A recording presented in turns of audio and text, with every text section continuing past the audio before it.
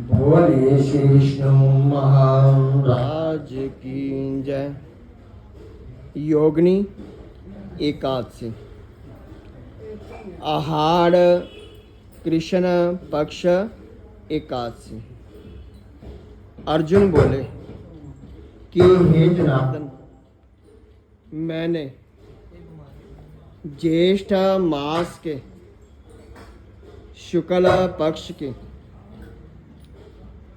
निर्जला एकादशी की कथा सुनी।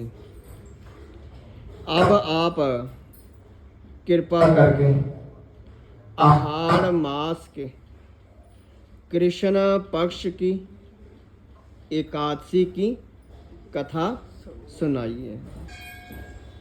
इस एकादशी का नाम क्या है? सो सब वर्णन कीजिए। श्री कृष्ण भगवान बोले कि हे कुंती नंदन, आहार मास के कृष्ण पक्ष की एकादशी का नाम योगिनी एकादशी है।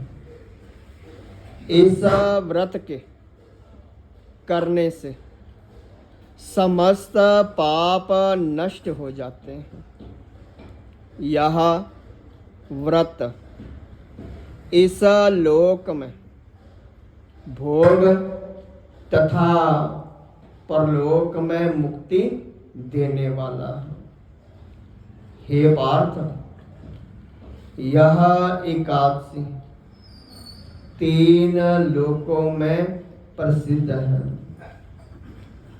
उसके व्रत से पाप नष्ट हो जाते हैं। आपसे पुराणों में कही हुई कथा कहता हूँ कि ध्यान से सुनो। अलकापुरी नाम की नगरी में कुबेर नाम का एक राजा राज्य करता था। वह शिव भगत था। उसकी पूजा करने के लिए एक हेममाली पुष्प लाया करता था और माली की विशालाक्षी नाम की अत्यंत सुंदर स्त्री थी। एक दिन वह मान सरोवर से पुष्प ले आया, परंतु अपने घर में रहने के कारण पुष्पों को रख करके वह अपने घर में सो गया और दोपहर तक न गया। जब राजा कुबेर को उसकी राह देखते देखते दोपहर हो गई तो उसने क्रोधपूर्वक अपने सेवकों को आज्ञा दी कि तुम लोग हेममाली का पता लगाओ कि वो अभी तक पुष्प लेकर के क्यों नहीं आया।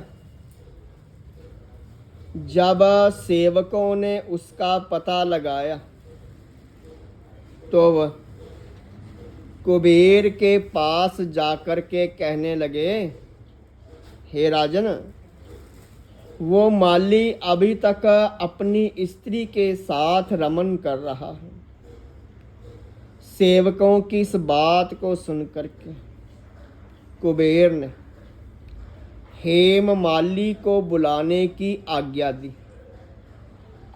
डर से कांपता हुआ हेममाली राजा कुबेर के सन्मुख उपस्थित हुआ।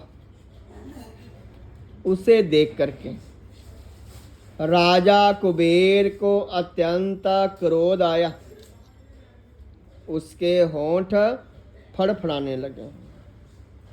उसने कहा, अरे पापी महानीच, तूने मेरे परम पूजनीय ईश्वरों के ईश्वर शिवजी भगवान का अनादर किया है। मैं तुम्हें श्राप देता हूँ कि तू स्त्री का वियोग भोगेगा और मृत्यु लोक में जाकर के कोढ़ी होगा। कुबेर के श्राप से वहाँ उसी क्षण स्वर्ग से पृथ्वी पर आ गिरा और कोढ़ी हो गया। उसकी स्त्री उसी समय उससे बिछड़ गई। मृत्यु लोक में आकर के उन्होंने महा दुख भोगे, परंतु शिव भगवान की जो उसने भक्ति की थी उससे उसकी बुद्धि मलिन ना हुई, पिछले जन्म की शुद्ध रही। इसलिए वह अनेक जन्मों को भोगता हुआ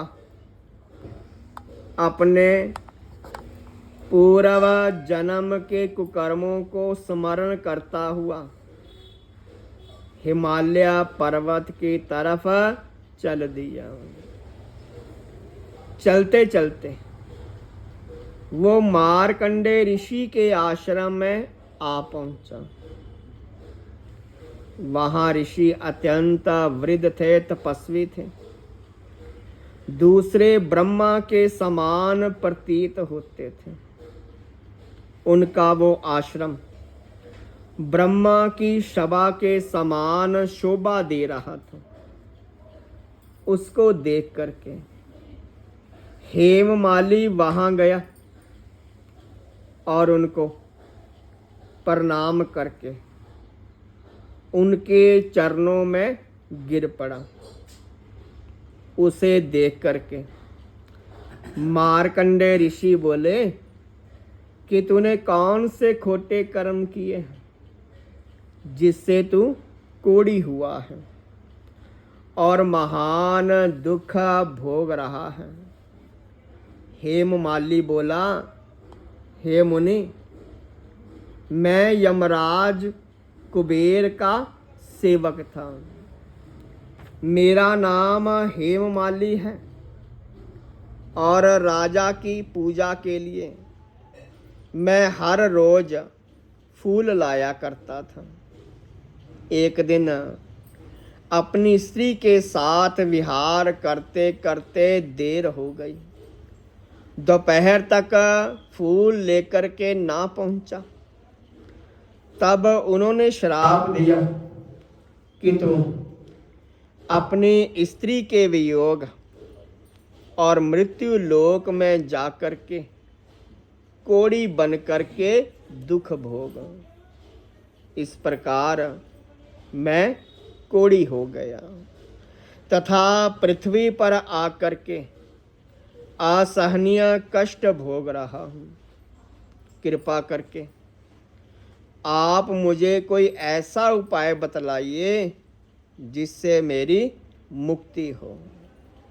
इस पर मार्कंडे ऋषि बोले कि हे हेममाली, तूने मेरे सामने सत्य वचन कहे हैं, इसलिए मैं तेरे उद्धार के लिए एक व्रत बतलाता हूँ कि यदि तुम आहार मास के कृष्ण पक्ष के योगिनी नामक एकादशी का विधि पूर्वक व्रत करेगा तो तेरे समस्त पाप नष्ट हो जाएंगे।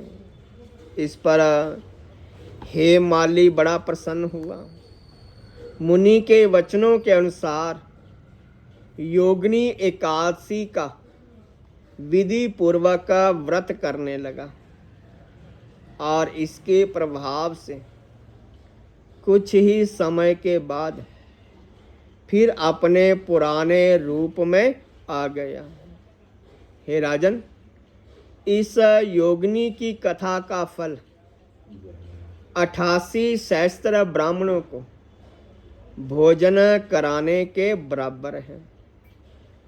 इसके व्रत से समस्त पाप नष्ट हो जाते हैं और अंत में मोक्ष की प्राप्ति होती है। बोलिए श्री विष्णु महाराज की जय। कथा विराम होता है, सुनिए।